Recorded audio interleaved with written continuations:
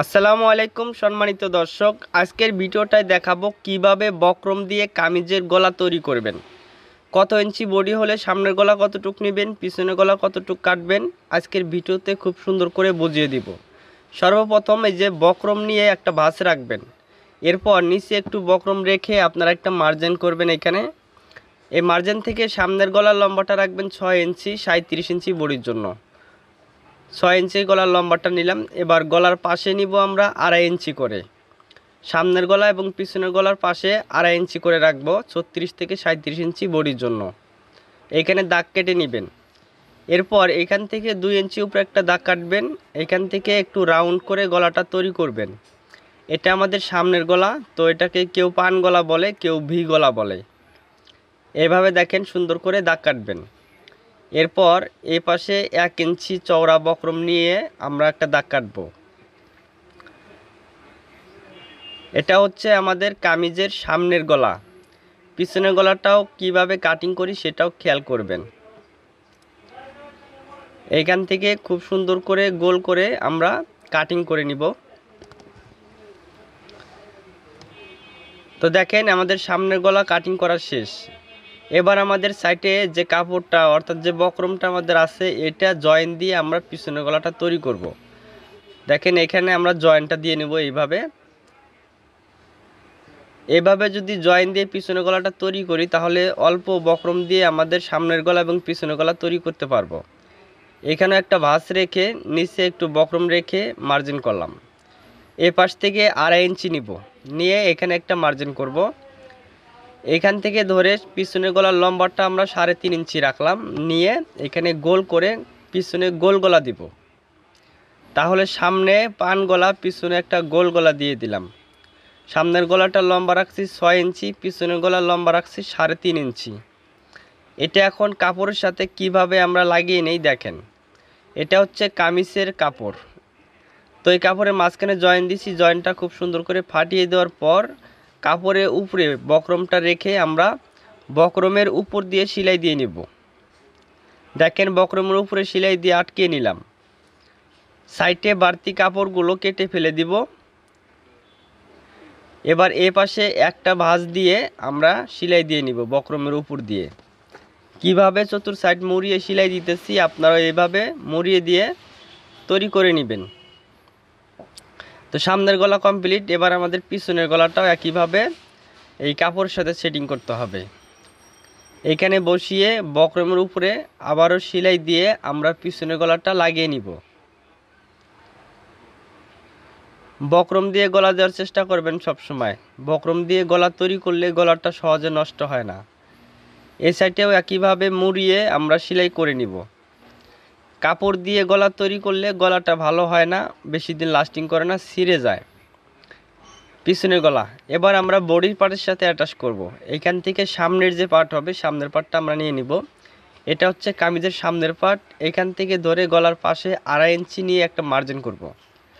এই মার্জিনে এখানে একটা চিহ্ন করে নিব। এই চিহ্ন অনুযায়ী আমরা গলাটা সেটিং করব। এইখানে বসাবো। বসানোর আগে দেখেন এইখান থেকে গলার মিডল পয়েন্টটা আমরা এইভাবে চিহ্ন করে নিব। এইভাবে বসাবো। গলার ঠিক মিডল পয়েন্টটা মিল করবেন। বডির পার্টটা সোজা পাশে রাখবেন, গলার কাপড়টা উল্টা পাশে রেখে এখানে আটকিয়ে নেবেন। এইখানে যে চিহ্নটা দেখা যাচ্ছে এই চিহ্নের এখানে বক্রমটা রেখে এবারকার সেলাইটা আমাদের বক্রমের নিচ দিয়ে দিতে হবে। এখন যে সেলাইটা দিতেছি এই সেলাইটা বক্রমের নিচ দিয়ে দিতে হবে, কোনোভাবেই যাতে বক্রমের উপরে একটু সেলাই যাতে না পড়ে, ঠিক আছে। বক্রমের একদম কাজ দিয়ে সেলাইটা দিয়ে সাইডে একটু কাপড় রেখে আপনারা বাকি কাপড়গুলো এভাবে কেটে ফেলে দিবেন, এবং কি জায়গায় জায়গায় একটু একটু করে আপনারা কেটে দিবেন। খেয়াল রাখবেন যাতে সেলাইটা কেটে না যায়। এরপর দেখেন আমাদের এই যে বক্রমের উপরে একটা চাপ সেলাই দিয়ে নিতে হবে। বক্রমের উপরে একটা চাপ সেলাই দিয়ে নিলাম। আগের যে সেলাইটা গেছে সেই সেলাইয়ের একদম কাজ দিয়ে এই চাপ সেলাইটা দিতে হবে। চাপ সেলাই দিয়ে নিলাম। এটা হচ্ছে আমাদের সামনের গলা। সামনের গলায় দেখেন একটা ডিজাইন দেখা যাচ্ছে হালকা পাতলা। তো সামনের গলাটা আমাদের কমপ্লিট হইলো। এবার আমরা পিছনের গলাটা কমপ্লিট করে দেখাবো। হাত দিয়ে এইভাবে ডলা দিলে কাজগুলো আর কি ফিনিশিং হবে, ঠিক আছে। দেখেন এইভাবে ফিনিশিং দিয়ে নেবেন। তো একইভাবে আবার আমরা পিছনের গলাটা তৈরি করব। তো দেখেন পিছনের গলাটা কিভাবে আবার তৈরি করি লক্ষ্য করেন। এই পাশ থেকে ধরে এইভাবে একটা ভাঁজ রেখে আটকানোর এই সাইড থেকে ধরে 2.5 ইঞ্চিতে এখানে একটা চিহ্ন করে নিব। যেহেতু গলা কাটিং করার সময় পাশে 2.5 ইঞ্চি নিয়েছিলাম, সেই 2.5 ইঞ্চির একটা চিহ্ন করলাম। করে এই যে পিছনের গলাটা এইভাবে মিডিল পয়েন্টে একটা চিহ্ন করব, করার পরে এখানে বসাবো। বসানোর পর মিডিল পয়েন্টটা বসিয়ে আমরা এটাকে সেলাই দিয়ে আটকে দেবো, যাতে গলার সেলাই দেওয়ার সময় যাতে সরে না যায় গলাটা। এইখানে যে চিহ্ন আছে সেই চিহ্নকে অনুযায়ী আমরা এইভাবে বক্রমের নিচ দিয়ে সেলাই দিব। যেভাবে সামনের পার্টের বক্রম দিয়ে গলা তৈরি করলাম, পিছনের পার্টটাও একইভাবে আমরা কিন্তু সেটিং করব। এই যে চিহ্নটা খুব সুন্দর করে মিল করবেন, যাতে চিহ্ন থেকে যাতে সরে না যায়। সাইডে কিছু কাপড় রেখে আমরা বাকি কাপড়গুলো কেটে ফেলে দিব। এখানে একটু একটু করে কেটে দিবেন, কেটে দিলে আর কি গলাটা ভালো ফিনিশিং আসে। এটার মধ্যে বক্রমের উপরে একটা চাপ সেলাই দিব। বক্রমের উপরে চাপ সেলাই দিয়ে নিলাম, তাহলে এটা পিছনের গলা। পিছনের গলাটা ওইভাবে হাত দিয়ে খুব সুন্দর করে ফিনিশিং দিয়ে নিব। এবার আমরা এই কাপড়ের উপরে আমরা সামনের গলাটা রাখবো, সামনের পাটটা এইভাবে রাখবো, উল্টা সিজা আপনারা দেখে নেবেন, ঠিক আছে। এখন এটাকে ঘাড়ের মাপ বলে, এই ঘাড়ের এখানে জয়েন্টটা দিয়ে দিব।